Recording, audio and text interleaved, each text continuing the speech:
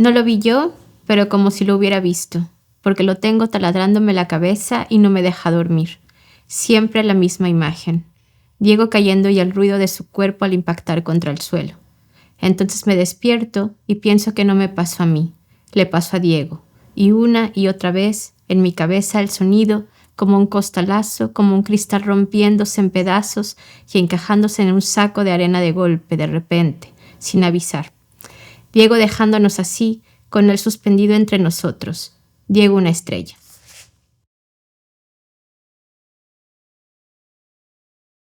My name is Brenda NAVARRO. I'm born in Mexico, but actually I have been living in Spain for a long time, so I feel like a Spanish and Mexican. And I'm a professional writer and a script writer too.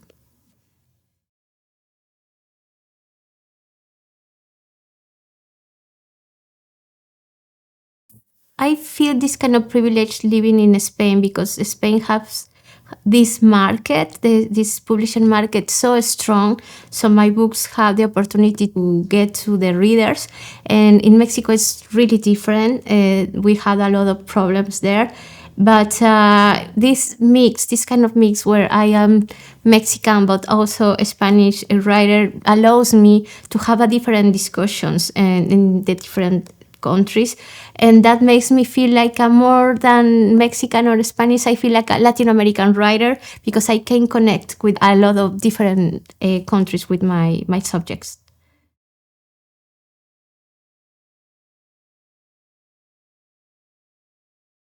This is a really interesting question because I always knew that I will have the possibility to invent stories, but I understand that I needed to have a point of view about the world. So I studied sociology, economy, and human rights because I needed to understand the power relationships between the human beings, also how the money is this kind of always problematic thing in our lives, and how the love and the tenderness are always around there. So yes, of course, everything that I have studied, it's because I wanted to write stories.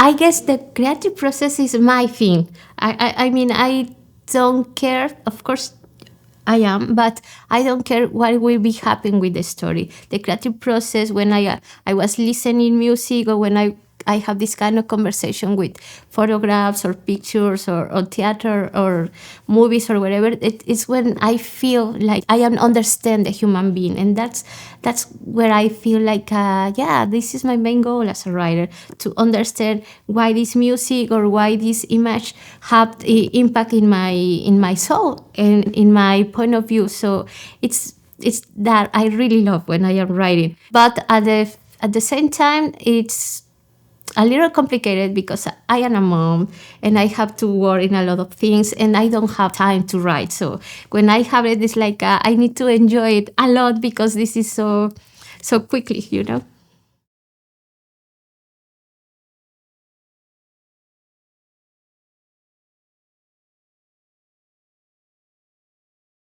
I guess the Immortality by Milan Kundera, it was determined for me as a person. And I always thinking the question that he wrote in that book. Always I am I come back to this book, but also Time Shelter from Georgy Gospodinov. I just read it, and while I was reading it, it was like this is very important. He showed me how can I play with fiction in this particular historic moment, and for me it's like he changed my life in the 2023. So they are like my professors of literature, and the both are from the Middle East in Europe. Yeah.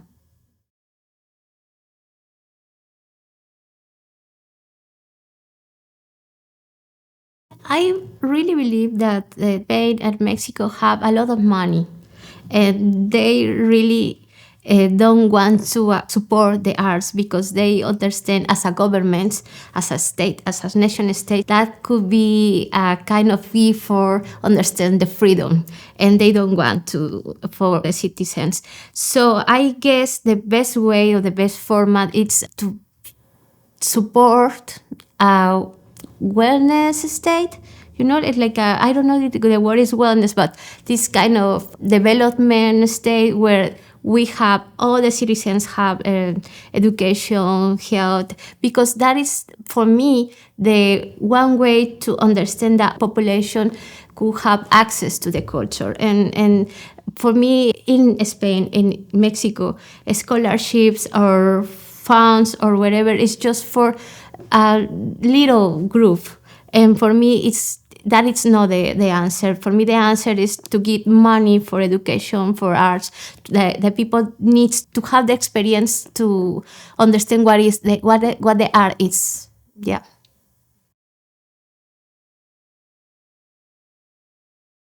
I am working in my third novel. It was so stressful because it was like I wake up and writing and writing and writing. I don't even eat in that moment. I guess the half of the third novel, and I really enjoy it. And I don't know how because the novel is in this fictional place, but the river will be so important in the story. Yeah.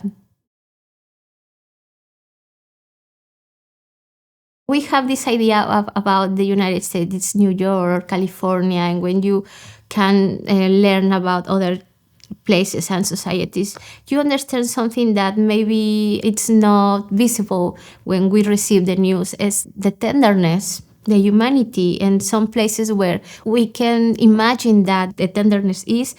For me, it was a surprise, but it was not as a surprise. Surprise is more like a, yes, of course they are a human being. That of course they feel the same pain and the same problems that we have, and these the stereotypes need to be broken. I remember that when I had this interview for residency, I said as a joke, I know IWP will change life. And that is true. In a different ways, this time here makes me feel more powerful in my words, in my fiction, and in my personal life. So yeah, it was so important to be here.